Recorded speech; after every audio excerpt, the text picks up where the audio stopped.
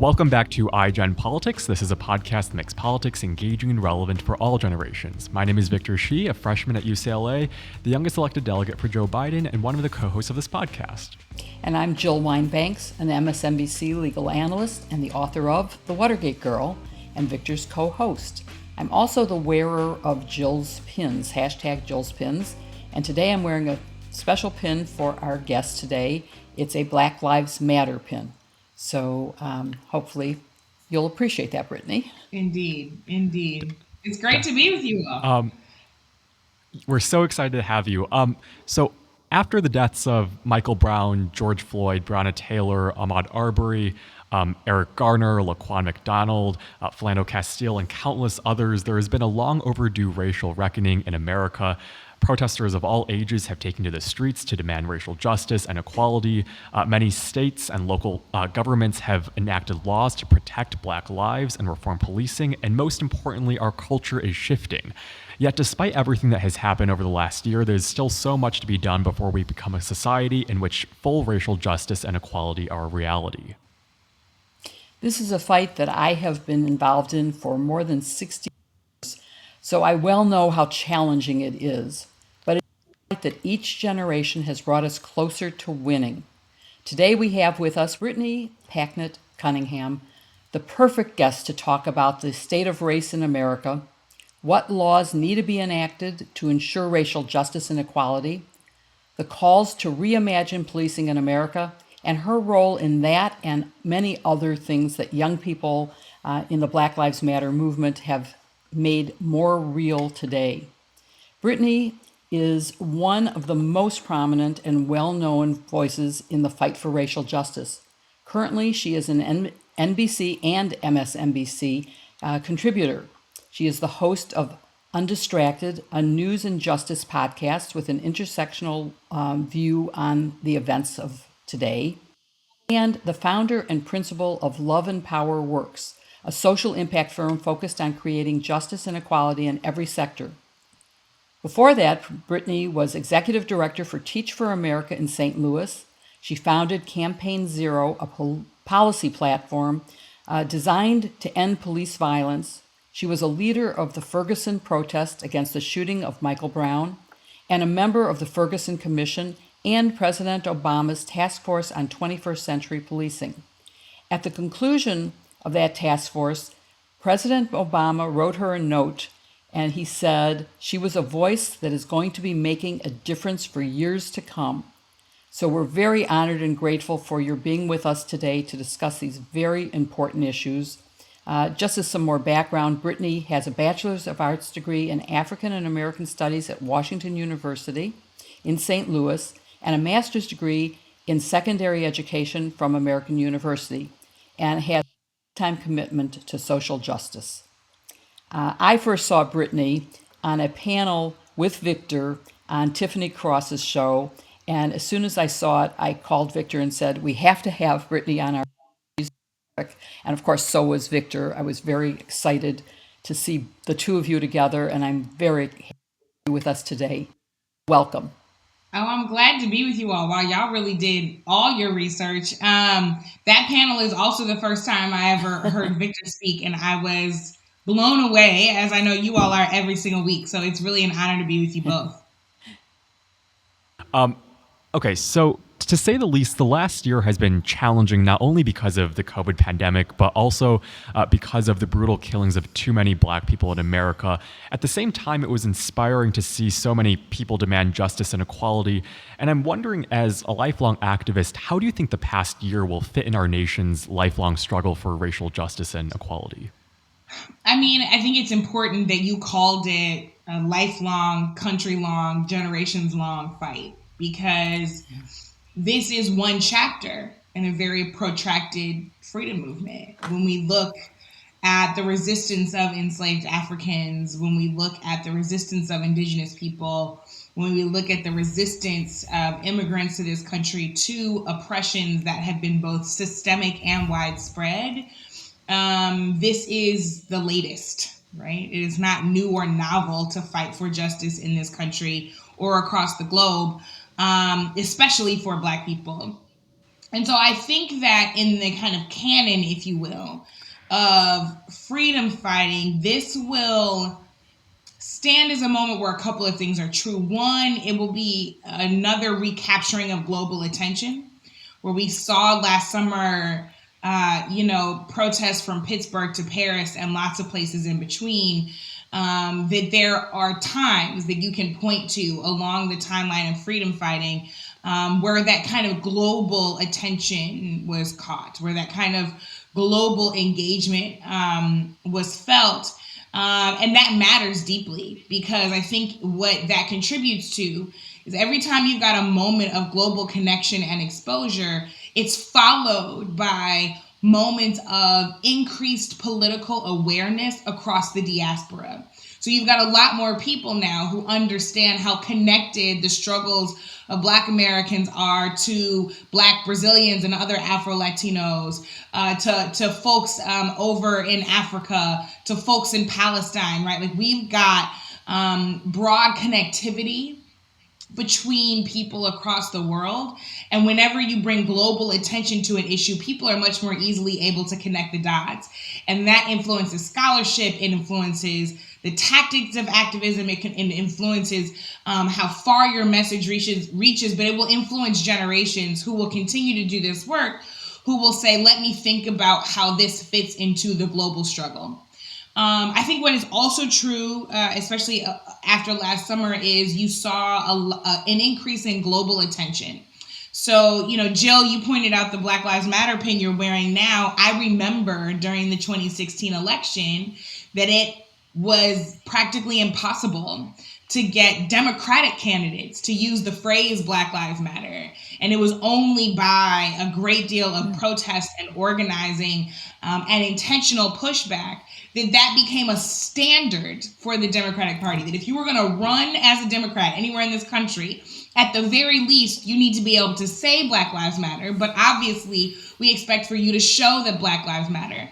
And so what's been interesting in, the years since that election is now it is an ever more popular phrase. My husband and I just bought a house, and we love our quiet, interracial, intergenerational neighborhood. We've got folks who've lived here for 40 years, folks like us who have, who just moved in, people who have young families. And there are Black Lives Matter sign and Love is Love signs all throughout the neighborhood. So it was a signal to us, right, that we had moved into the right place, that we weren't seeing other signs on people's lawns.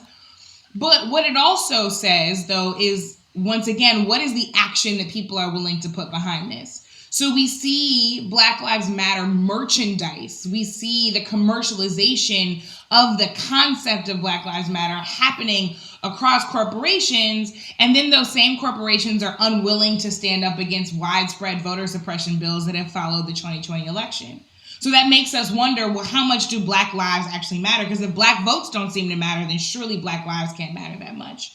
And so I think what history will record for this time is a moment where people very intentionally wanted to get beyond rhetoric, which is important because it helps people shift mindsets, but help people get to the place of real policy and practice change, whether it's at the corporate level, certainly in government, local, state, and federal.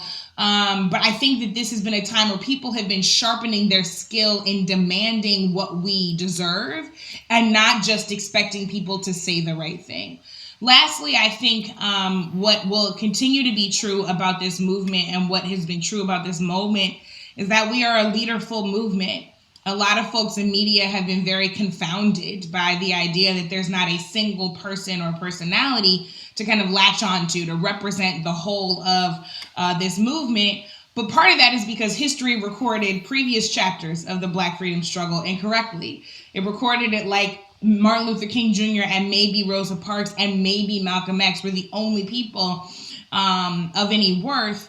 And meanwhile, leaving people like Fannie Lou Hamer and Bayard Rustin and so thousands of others kind of pushed them to the footnotes of history, right? When meanwhile, they were the architects of our country right now. They were the architects certainly of this movement because we stand on their shoulders. And the kind of tactical diversity that you see in the movement now, you saw in the movement then. You had everyone from folks like Dr. King to later people in the Black Power and Black Arts movement. You have SNCC that goes through an evolution from, leadership of people like John Lewis to the leadership of people like Kwame Ture. So the diversity that has always been present in Black freedom struggles is present now. And I think because of things like social media and platforms like this, podcasts, etc., we've been able to more accurately record our history as it is being made, to ensure that instead of hearing one name, you hear hundreds of names, to ensure that instead of thinking about one place as synonymous with the movement, you think about every city, because as we always say, Ferguson is everywhere, and this is not an issue that is narrowed to just one region of the country. We've ensured that history is being recorded correctly to understand that we may not all agree on the tactics, but we do have the same vision and goal in mind of real liberation for our people, because we know that when Black people experience liberation, lots of other groups of people will materially benefit from that. Those are just some of my reflections coming off of this last year, and I think that it will be up to us, those folks who are still living through this moment, to decide what will become of the kind of fervor that we saw for the movement over the last year. You touched on so many great points, and they're also important. And one of them that I really resonated with me was just kind of this idea of public awareness and attention then leading to change in policy outcomes. And we're seeing that with corporations, as you said, as well as different legislation in state and local governments. But at the same time, we're also seeing kind of this increased push for voting restrictions. So that makes me wonder if you're optimistic about the future, and if so, why you are. Optimism is a funny word, because I think that, certainly not you, but I think sometimes in the societal scheme of things, we treat optimism like a garnish, right? That we just sprinkle on to really hard things, and we say, yeah, this is a really seemingly intractable problem. It feels impossible, but I'm optimistic about the future, and we just kind of sprinkle it on there and we move on. What I like to possess is disciplined hope.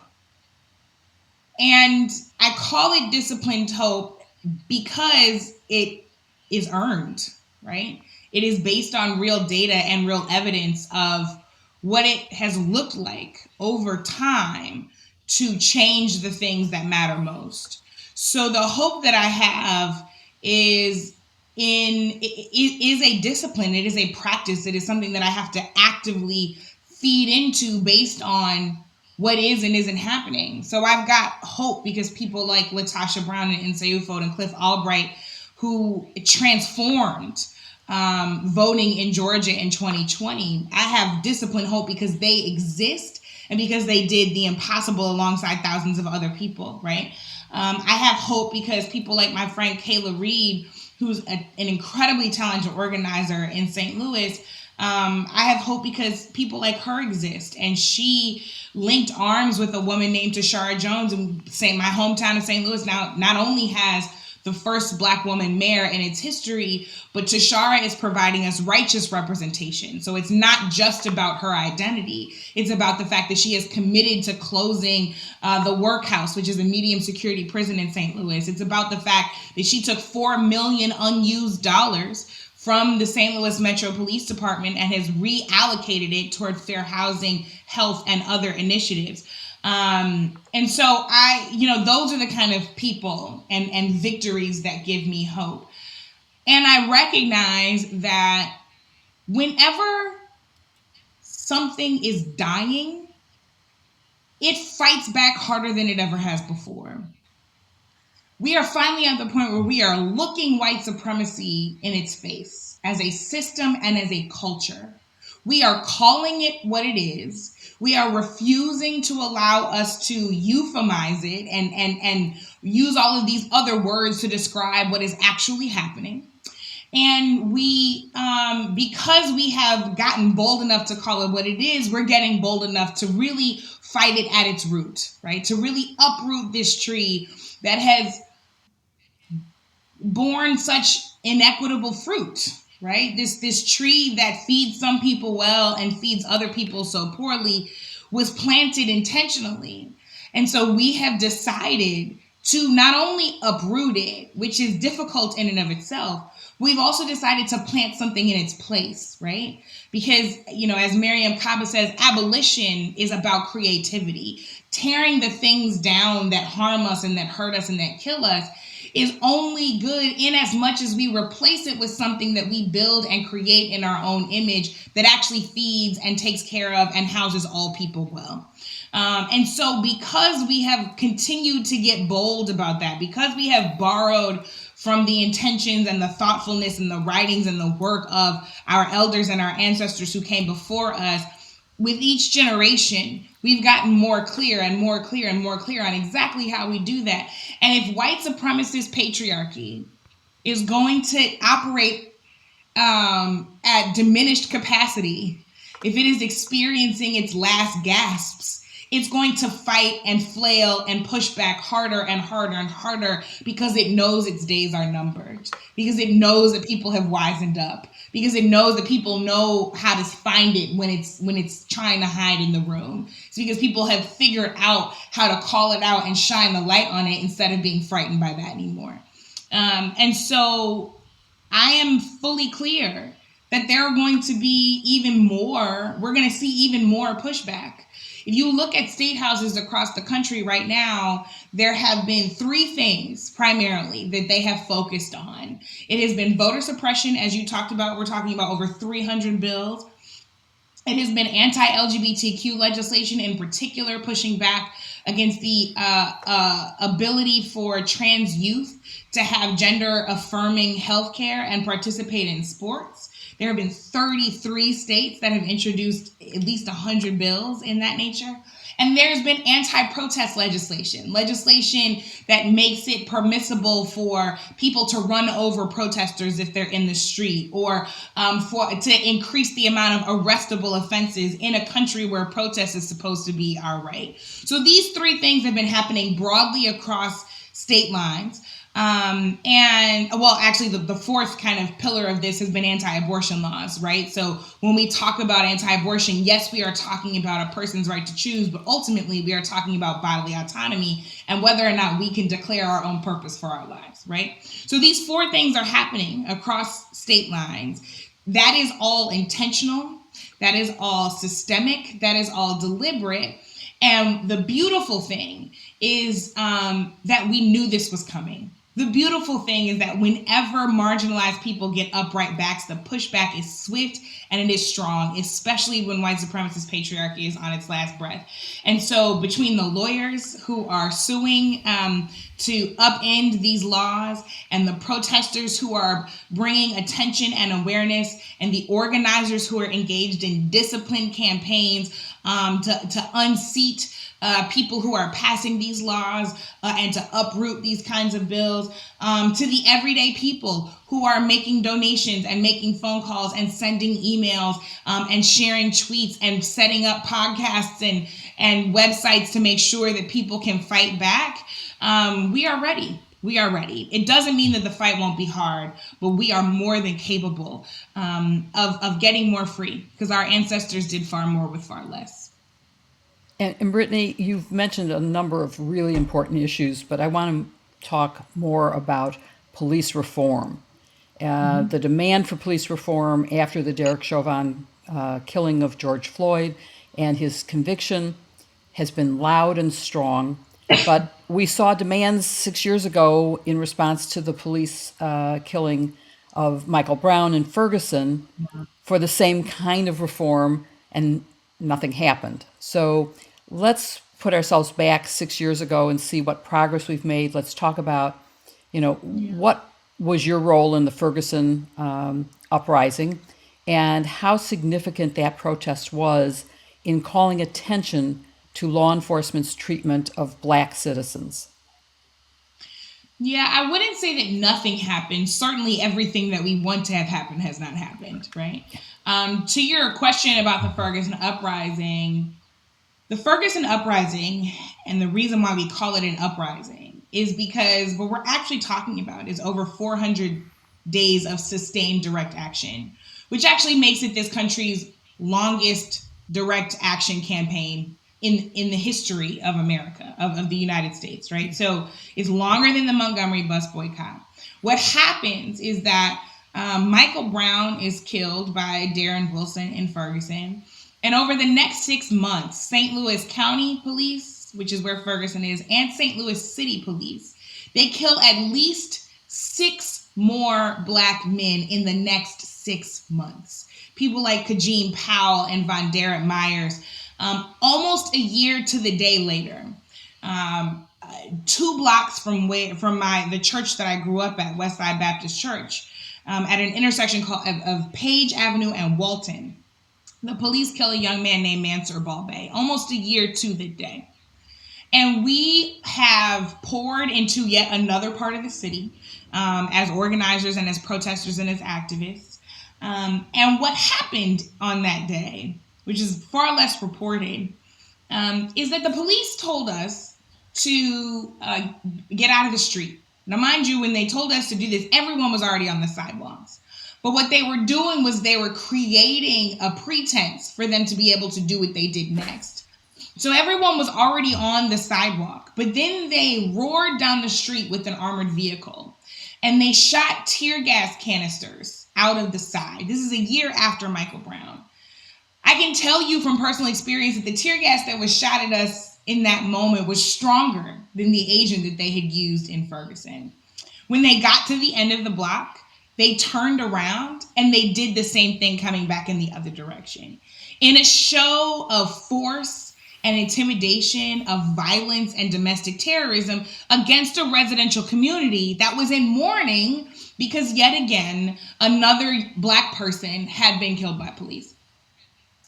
And I tell that story in that kind of year timescape that I do, because to your point, the urgency that we feel about ending this issue has not always been matched by the folks who have been in position to make decisions about it.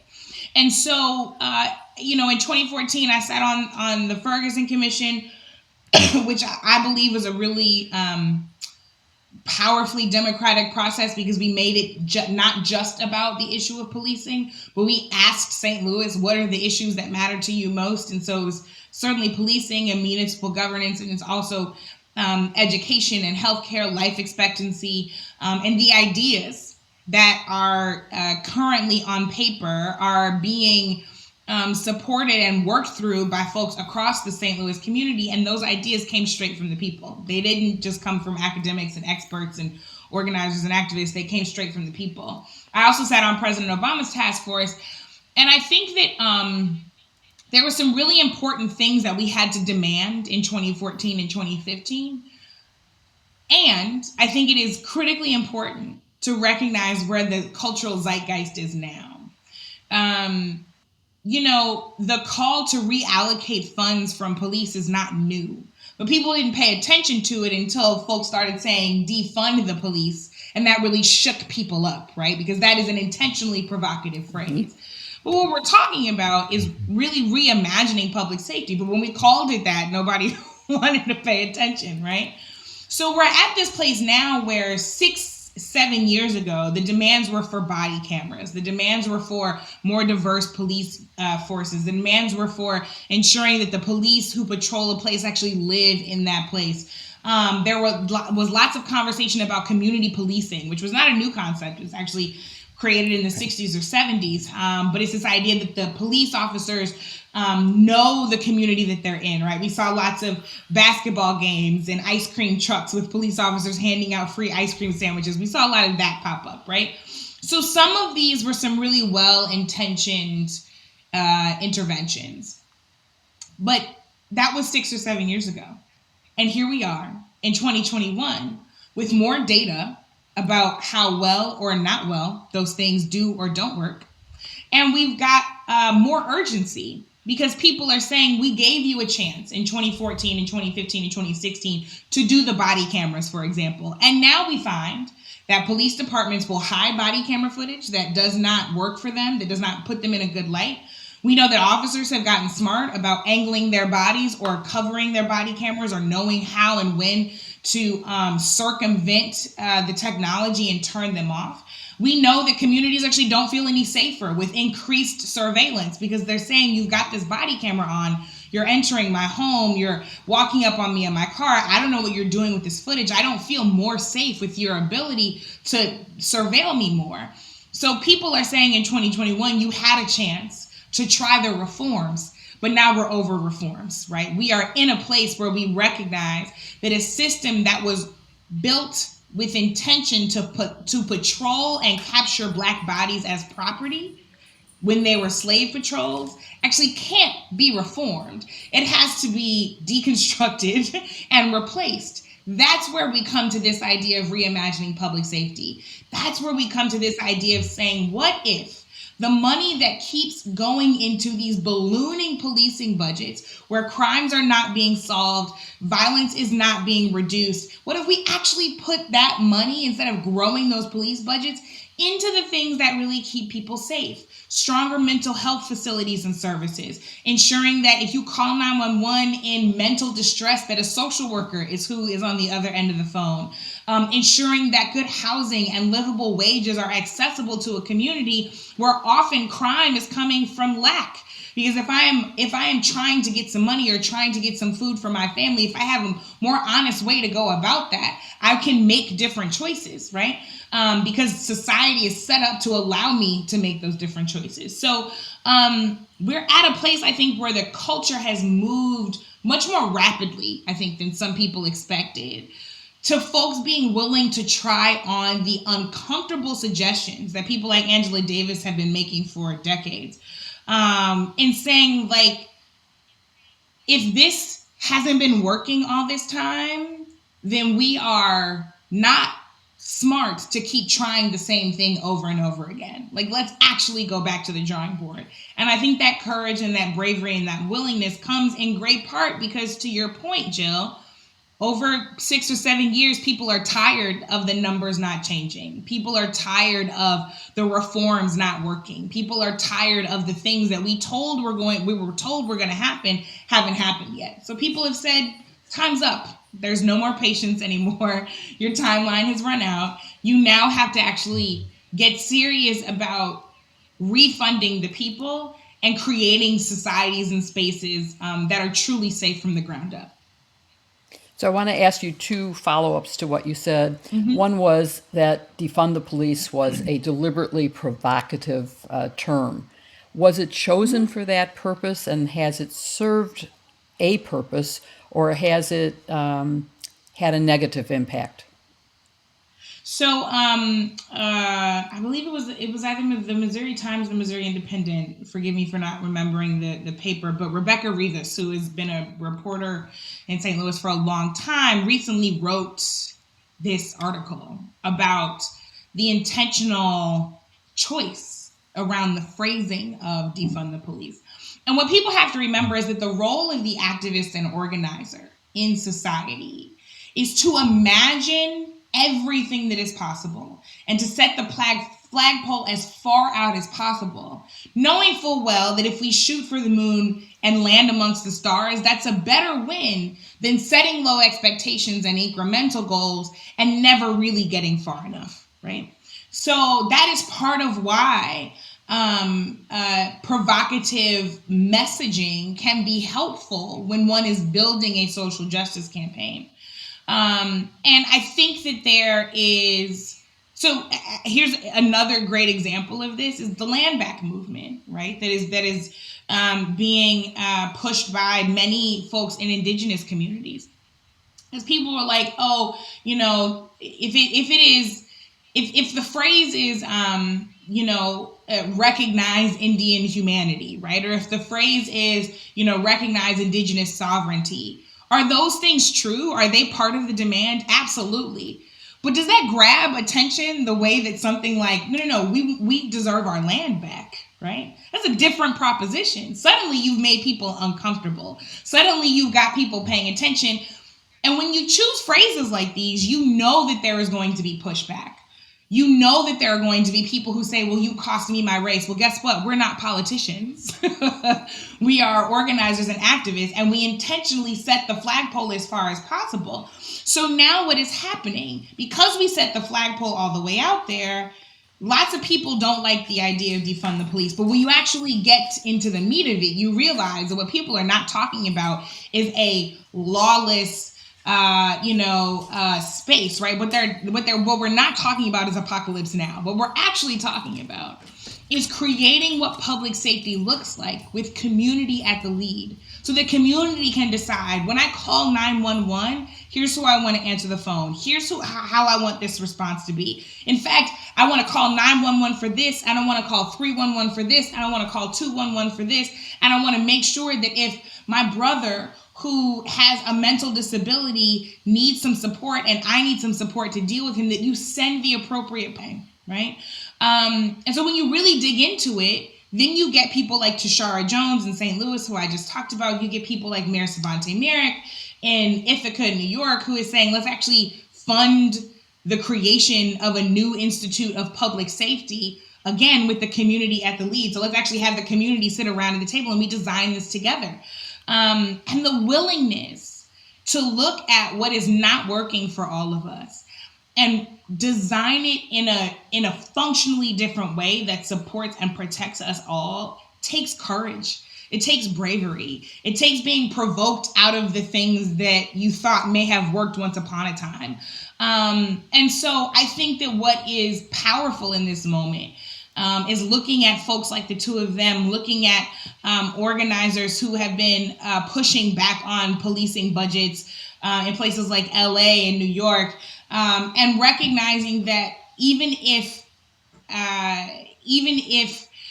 everything doesn't change overnight, that there has been more movement toward a big goal than one gets if you are only moving toward incremental goals. So, I think that people hear a phrase that they don't agree with and they assume, not you all, of course, but in public, people will assume a lack of intelligence or sophistication. People will say, defund the police, you don't know what you're talking about. This is a fool's errand, what an idealistic phrase. When actually, it was created with great intention and discipline and strategy as a messaging technique to push a social and political conversation beyond where it was ready to go a couple of years ago. And now you've got many more people who are willing to come to the table and say, yeah, let's fund creating mobile health units. So then when you call 911, there's a social worker on the other end. Yeah, let's reimagine that public safety. Let's look at Ras Baraka, the mayor of Newark, New Jersey, where the police officers did not fire a gun for an entire year. And there's been a shift in safety in that community, right? We look at Camden, New Jersey, similarly. And so, yeah, when you are willing to provoke people with intention, you can get more done because people are willing to go a little bit further sometimes when they have been provoked into thinking that way. And in terms of the commissions you've served on, of the recommendations from both Ferguson and from the Obama Commission, which ones have been implemented and effective, and which ones haven't been that you think still need to be? So part of the unfortunate thing, especially around the Obama task force, is that we published that report in 2015.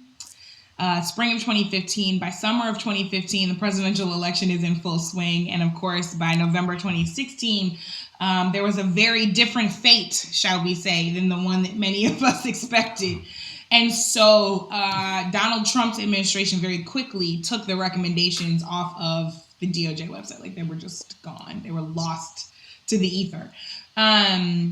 And so some of those setbacks have a lot to do with the fact that not only was there no intention of fixing public safety for the Trump administration, in fact, the intention was to double down on the kind of violence and repression through the expression of state-sanctioned violence and policing. That was what Trump wanted, right? He wanted more of that, not less of that. So one of the things that I and Brian Stevenson worked really hard to ensure was in the was in that commission report as a baseline for accountability. I want to be very clear, as a baseline for accountability. So this is not the conversation of prevention yet. It's the conversation of accountability after the police have already engaged in violence against communities. But what we had to make sure was in there were independent and external investigations and prosecutions. Because one of the things we see happening across the country is that the police will investigate themselves when one of their own engages in violence. Well, now that's actually not helpful and often counterintuitive, and the kind of corners that you imagine get cut.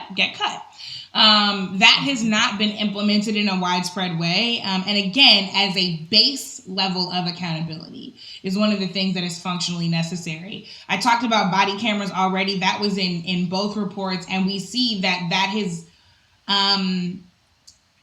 worked to far less success than people, I think, who came up with those ideas intended, both because people are able to evade accountability and because, again, accountability is only half of the equation. Ultimately, we want to get to the point where all people in this country can lead thriving lives and never fear for their safety at the hands of someone who's supposed to protect and serve them. So accountability was always only a stopgap, right? It was never the end all be all. And I think that one of the things that's important to recognize is that policing in America is hundreds of years old. So there is sometimes this great expectation out in society that in 6 or 7 years we will have transformed something that has been entrenching itself over centuries. And I think that there's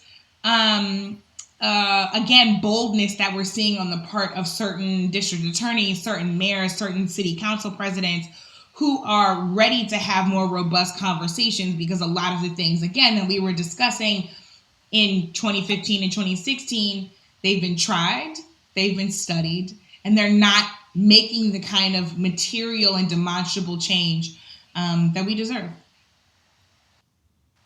I think now we're finally starting to see some kind of action being taken on the federal level. Lawmakers in Congress, I know, are working to pass the George Floyd Justice and Policing Act, which would end the practice of chokeholds and other holds, reform qualified immunity, condition aid to local states and municipalities based on whether or not they actually ban the use of chokeholds, and invest more in police training. So far, that's passed in the House, and Senators, I think, Booker and Scott have indicated that it's making progress in the Senate. I'm first wondering what you think of that bill and whether or not you think that will get passed this year. So from my seat, the bill doesn't go far enough. My friend Derica Parnell, who is a lawyer and an organizer and just brilliant, constantly reminds us that a bill named for George Floyd should have been able to save his life. And this does not, unfortunately. That doesn't mean that there's nothing important in the bill. Qualified immunity is one of the many things that allows for police officers to engage in violence with impunity, without any sense of accountability. And yet we see the Republicans are including Tim Scott, have been quick to push back on that particular provision. We know that, unfortunately, when it comes to police violence, perpetrators of it know how to get technical. So they'll say that wasn't a chokehold, that was a cartoid hold. Or that wasn't a cartoid hold, that was a headlock, right? And all of these little split hairs end up, again, allowing people to pervade accountability. I also worry deeply about bills that fund police more.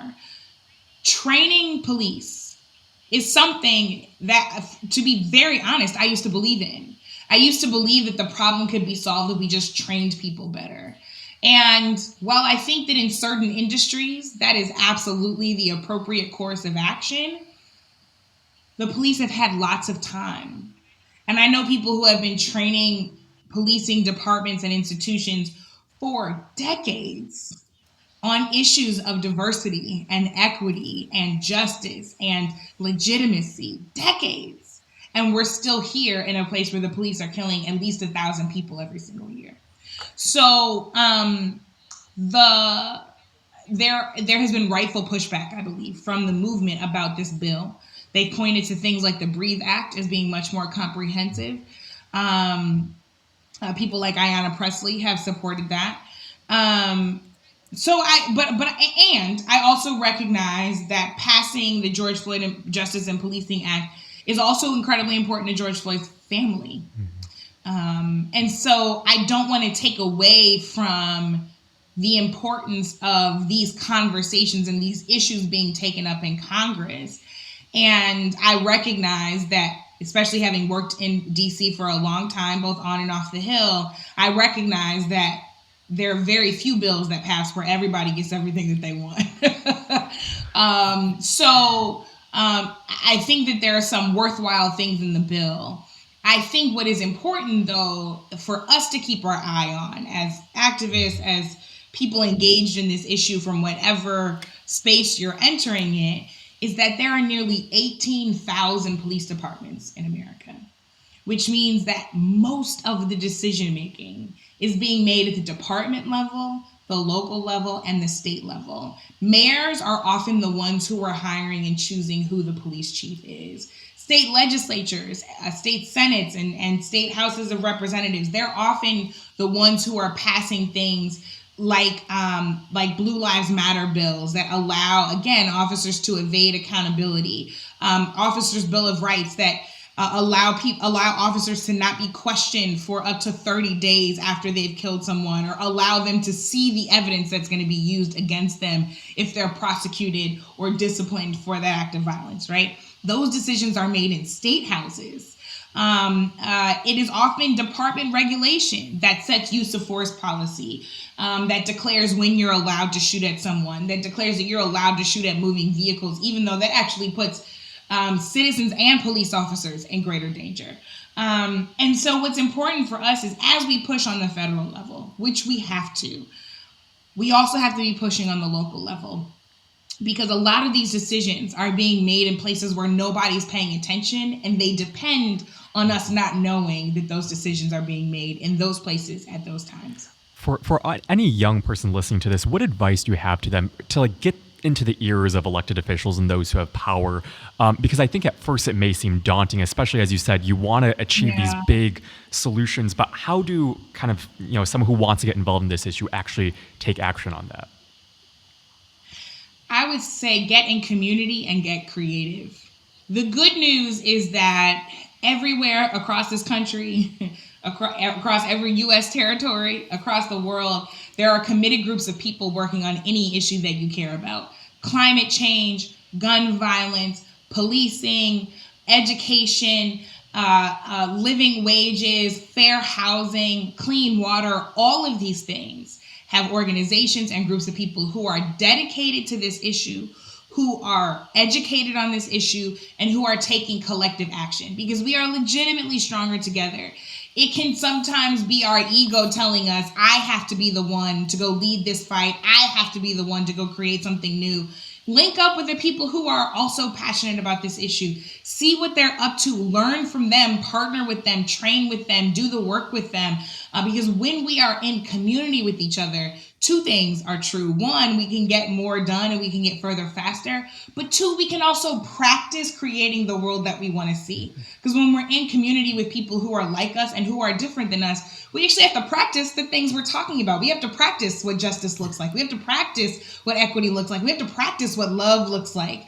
And so when you're in community with those folks, you have the power and the ability and the opportunity to actually create the world as you're building it, right? To be able to say, here are the practices that we engage in with each other that keep us safe, that keep us whole, that keep us loved. And that's what we want to help spread. So I would say get in community and get creative. It is so beautiful to see your generation, Victor, be so innovative in how you all push back. I mean, I am a TikTok voyeur. I do not post anything, but I get on there and I learn so much from people, but I'm also just watching how folks are educating people about lost history using music and dance in ways that our generations had never thought of, right?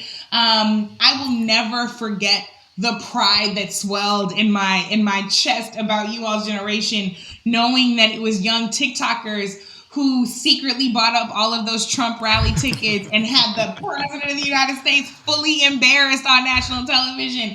I mean, that is creative, right? That is innovative. And there are some tried and true things that we know work, but there is always an opportunity to figure out how to get the attention of the decision makers in ways that are compelling, provocative, yet again, and are creative. So, like, use what y'all got to your advantage, right? The creativity, it helps. It helps you get the kind of attention that you need and deserve. It helps people, it helps put lawmakers in the position where they have to answer for their votes, for their positions, for their work. The disability rights community has had a lot of creative protests on Capitol Hill. And that doesn't mean that it comes without danger, but I would say get in community and get creative. So, Brittany, I want to ask you a question sort of on the other side of that, which is I completely agree with you on collective community action. But there's also interpersonal, one-on-one. Yeah. And I want you to talk a little bit about any advice you might have on sort of how do two things happen. One, how do conversations occur between, let's just loosely call it Democrats and Republicans, maybe Trumpers more specifically, in a time when facts don't matter on one side of that equation. How do you have a conversation and to bring someone to accept facts and to maybe persuade views? That would be, one side of it. And the other is on the specific issue of discussing race. How do we have a conversation that many find uncomfortable and we're afraid of using the wrong word or words and ending up offending the person we're trying to have the conversation with? We do those two things on an individual basis. Yeah. So to this partisan conversation that you're asking about, it's interesting because I feel like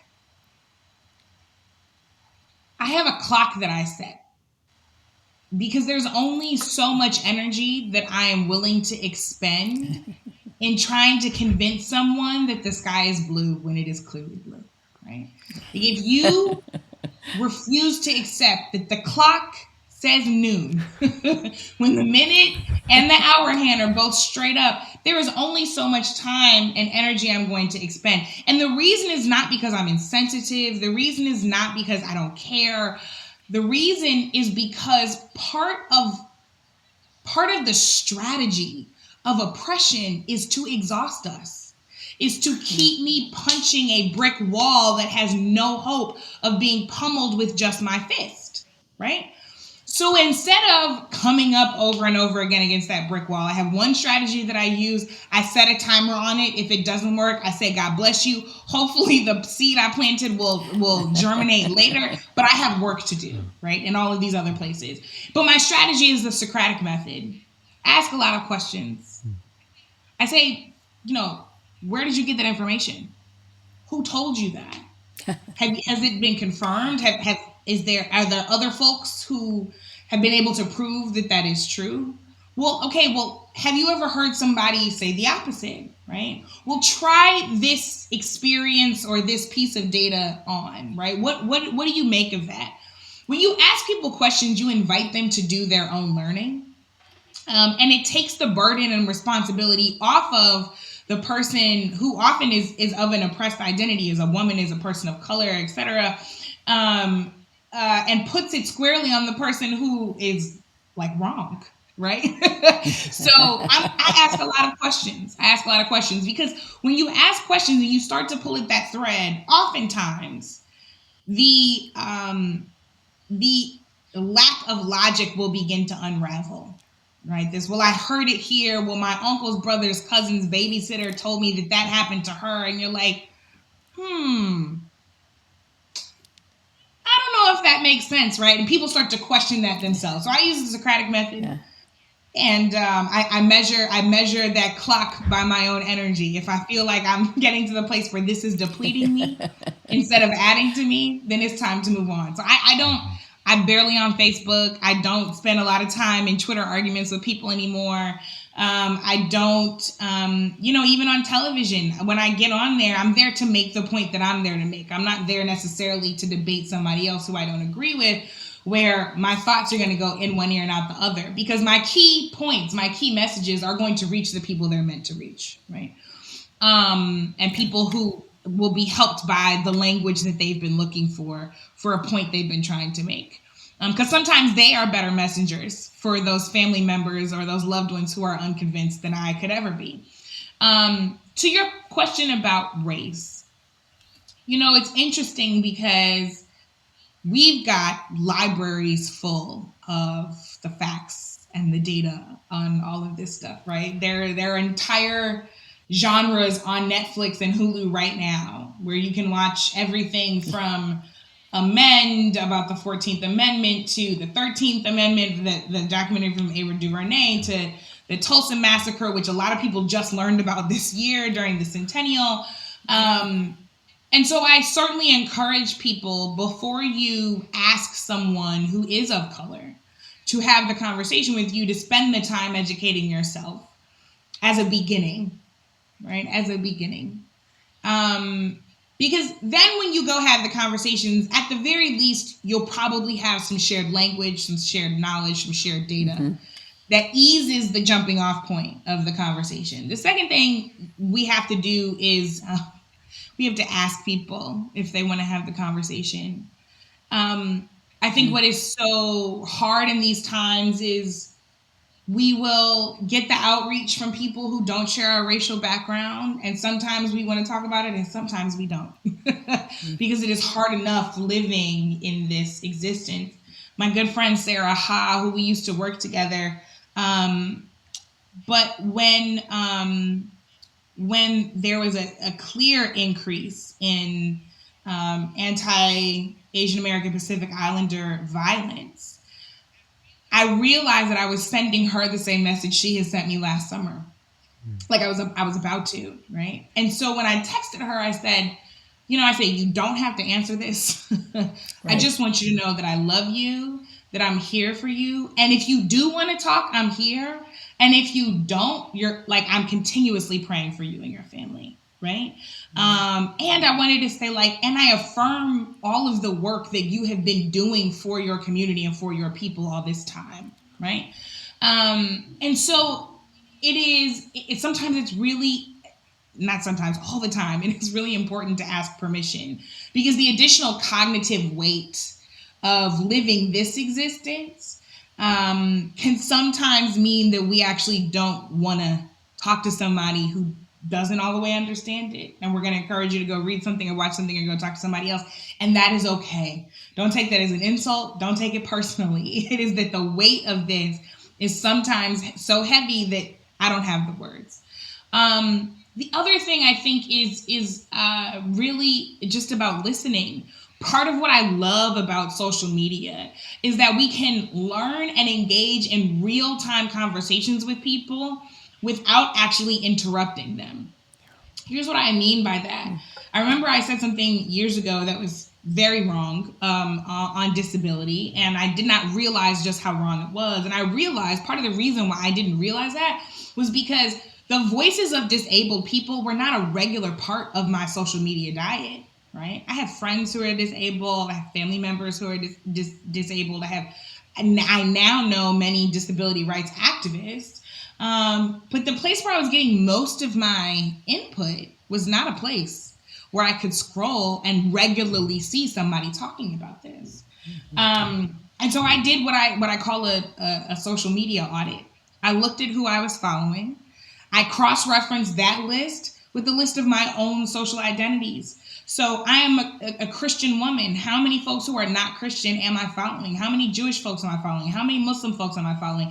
How many atheists am I following? How many agnostic folks am I following? How many trans women am I following as a cisgender woman? How many disabled folks am I following as a temporarily able-bodied woman? All of that matters. And so when I did that, I started to learn the lingo. I started to learn the hashtags that I could follow that would give me even more information and deeper reading. I started to figure out what books to buy. I started to figure out what conferences to go to learn from people in person. I developed real in-person relationships with people by following them online. I figured out who to amplify. When somebody was asking me, well, what should I think about this? And I'm like, oh, here's a voice you should follow because they know far better than I do. And I could do all of that without making a request from any of these folks because I simply decided to be an intentional member of the audience for the conversation that they were already having in public. And so I wasn't placing any additional burden or responsibility on them, but I have learned so much. My behavior, my action, my mindsets are different because that's a regular part of my engagement now. So I encourage everybody to do a social media audit at least once a year, to write down your major social identities, and then to go and intentionally follow all of the folks who don't match those. And if you don't know who those folks are, there are so many listicles. You can Google 10 disability activists to follow, 10 Asian activists. You can go do that right now, or you can just get on Twitter or Facebook and say, hey, I want to learn more about this. Who should I follow? And see who gets suggested. So those conversations are certainly, they can be uncomfortable, but if we come in with a base of knowledge because we've been listening and learning with intention, they can certainly be eased and they can be more productive ultimately. That's a great answer.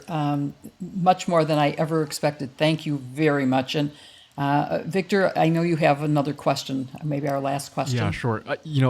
I've been so inspired by my peers and the urgency with which they've acted to reform issues surrounding racial injustice and policing in America. I'm wondering if you can talk about first, the importance of young people, and I guess where you see this movement going in the future. There is not a social movement in the history of this country that has been successful and effective where young people have not been at the vanguard. I want to be very clear about that. There is not a single one where young people have not been incredibly essential to the success, the achievements, the victories, the effectiveness, the outcomes of the movement. Part of that is because youth is creativity, youth is audacity, youth is nerve, right? Youth is not having all of the responsibilities and risks that someone else does, so you can be a little bit more out on the edge sometimes.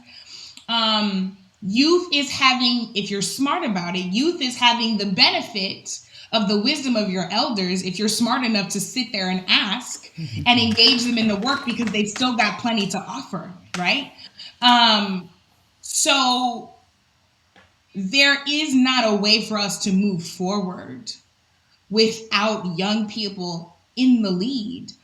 And I think part of what is so important for young people to continue to do now that you all have been doing is to paint the picture of what it looks like if we don't get this right. I think climate change is a really clear example of that. That the world that you all are inheriting is one that is much less healthy than the world that I inherited, my mother inherited, her mother inherited. And we have a responsibility to ensure that that's not the case, to reverse as much of that damage as possible. It is easy to get online and blame millennials for, we millennials, we've been blamed for killing marriage, home buying, having children, blah, blah, blah. And I'm sitting here saying, look at the economy that we've been left with. Because if you measure where our parents were at the same age that we are now, in terms of their financial outcomes, on average, they were far out and ahead of where we are now. So yeah, we're not having kids as early because we can't afford them. We're not buying houses as early because we can't afford them. So how do we fix an economy that has saddled so many of our peers with mountains of student loan debt, for example? How do we actually address that so that we can go get that slice of the American pie that we've been raised to aspire to, right? And the more that young people paint the picture of what reality is versus what the fantasy is and what the risk is if we don't get serious about it now, that kind of storytelling is important. That kind of storytelling moves people, both in their, Jill, to your point, their individual action and their interpersonal action, but also in their communal action. And the last thing I'll say, is I did a conversation that Roland Martin set up a couple of weeks ago. It's online now, with Alexis Herman. And Alexis Herman was the first Black woman to be labor secretary of this country. And Roland had set up all of these different intergenerational conversations between Black elders and Black young people. I use quotes because I'm 36. I don't feel all that young sometimes, but sometimes I do. Sometimes I don't. Like I'm probably pretty chuggy. Isn't that a word? I don't know. Anyway, there was. But I asked her. I said, "What do you want from younger generations? What more do you what do you want from us to be? What do you want for us to be doing differently, to be more thoughtful about?" And she said, "I want you to remember that we've still got lots of fight in us, right? That this kind of thing where we relegate our elders to like the museums of our mind, and we say, oh, I studied you and I admired you, past tense." Alexis Herman was the reason why organizers and activists met with Hillary Clinton when she was running for office. We couldn't get the meet. Alexis Herman made the phone call. Alexis Herman said, "You all can come and do the meeting at the National Council of Negro Women." Alexis Herman said, "I'll make sure the meeting is at least an hour and not half an hour," right? That was her putting in her work, right? Dolores Huerta is in her 80s or 90s. Wow. She has more energy than any young person I've ever met, myself included. She is still out here fighting the fight every single day.